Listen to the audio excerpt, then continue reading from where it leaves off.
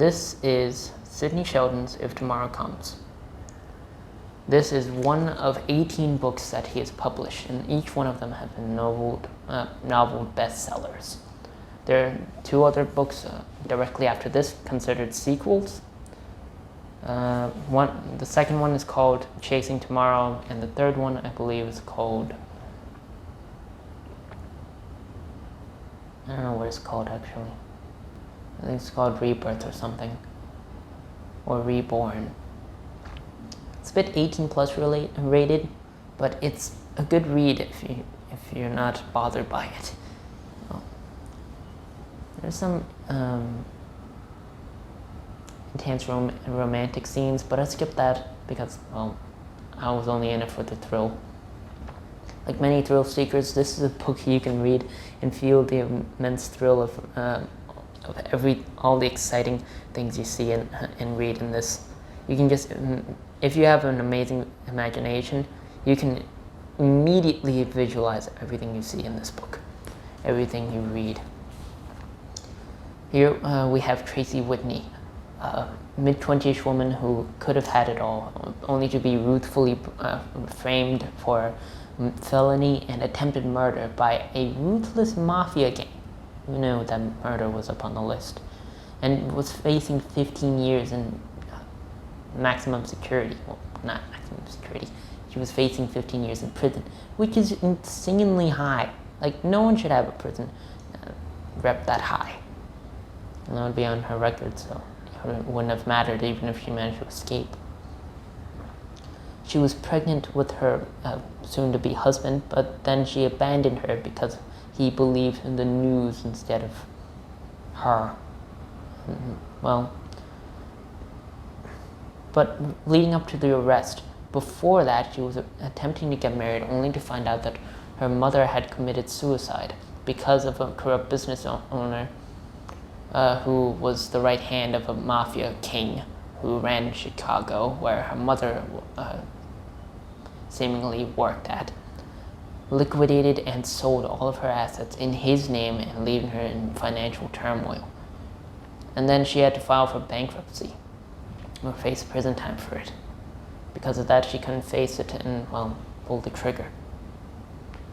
So Tracy went after them and threatened to, well, try and expose him, only to be carted off into jail in that instance. Here's the thing, she was used as a scapegoat. I mean, aside from the murder charge, attempted murder charge, she was used as a scapegoat. She was just... What was originally done was that they take the painting of the attempted felony, hide it away, and insure $500,000 for it. Then, when after a few months, they retrieve the painting, find and retrieve it, and then sell it to a private investigator or someone with some private fundraiser. Just go there and sell it for another $500,000.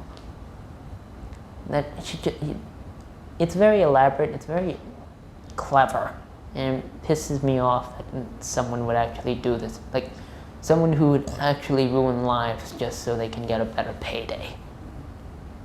Very, very, very bad.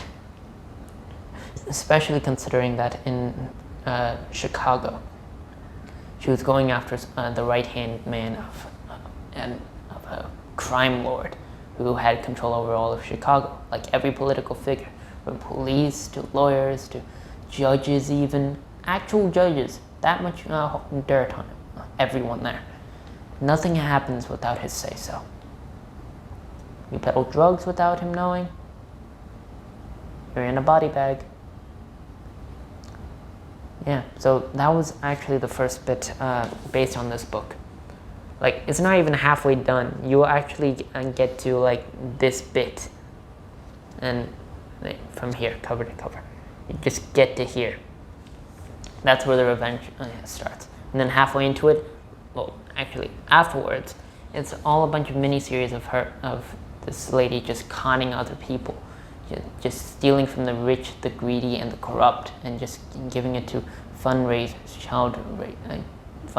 everywhere, to people who have been screwed over by the law, by these rich snobs or just people who are having a lot of bad luck in general. She's basically an Iron Maiden Robin Hood, and she pulls it off. On top of the fact that she is like very beautiful and intelligent, she has a very innocent look.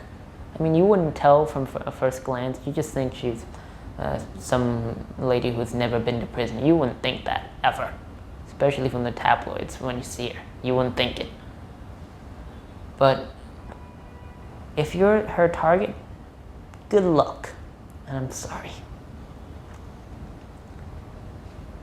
Well, that being said, I have seen some of the best heists I've ever seen. Like, you can't plan this on the TV. Some of these I've watched for Leverage. I've seen some amazing heists. Like, I have seen some amazing Leverage episodes. But in this one, it just takes so much out of the book. It is so out. It's out of the box thinking that really throws you out of it. It throws you for a loop. I don't want to give any more spoilers, but this one scene, this one bit in the book, my favorite part was when they were on this cruise ship, and this lady was dueling two chess champions, one from Belgium and one from another place I have no idea of. I think Belarus or something, or Argentina, I'm not sure. And they both were set to duel in Germany's chess tournament. Tracy Whitney, and the help of the second MC that is in this book, I'm not going to mention him. You have to read this book for yourself. It is the best. And if it's not, and if my review won't do you justice, then go to the other reviews. You will be surprised to see how many high-end reviews were given for these books. They were amazing. They are portrayed as incredibly smart, undeniable, with an undeniable will, with an iron nerve, steely nerves, and they have not broken. Whitney has been through something that is known as a living hell, like being in prison, having a miscarriage in prison, and being abandoned. She had to go through something that no one should have had to go through, not even on their worst days or best. No one should have to go through that, no matter what. Not unless they deserved it. And she didn't. She didn't deserve anything that happened to her. But she became someone better after that. She got turned into a con woman after the people who threw her in jail. She was innocent. After the people threw her in jail, they thought that they were all home free. They got away with it. Everyone who had wronged her, even her ex-fiance, all paid. Although the last guy, the ex-fiance, kind of paid by himself. You'll see when you read it. The cons also detailed like all of these corrupt and greedy people battling their common sense with greed, only to have greed win out in the end. They ended up losing so much money in that process, having to sell back other jewels to people, but battling the fact that they could get even more money just because of someone's if you've read The Subconscious Mind, you would understand. The second you hear some auto-suggestion, you hear something that you want to hear, something that is music to your ears, like more money, like more food, things like that. I can't even think properly. It is so good. This book is so good. The resourcefulness of one woman who going against the world, stealing paintings, jewels and even the most expensive antiques from people who have done way below the belt stuff, shady business, and even illegal crimes.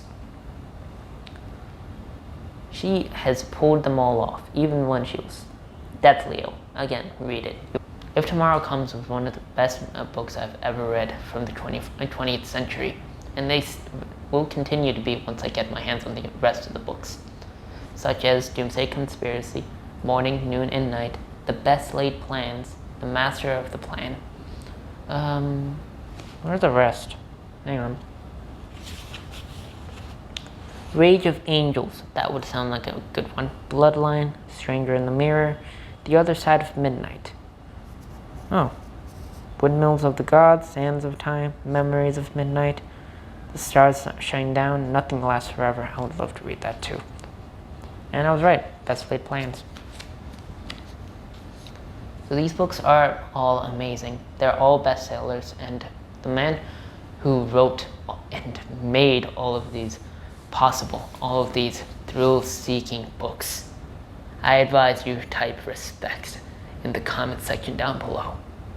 And just keep doing it until your fingers break. I couldn't stop gushing over how awesome this book was.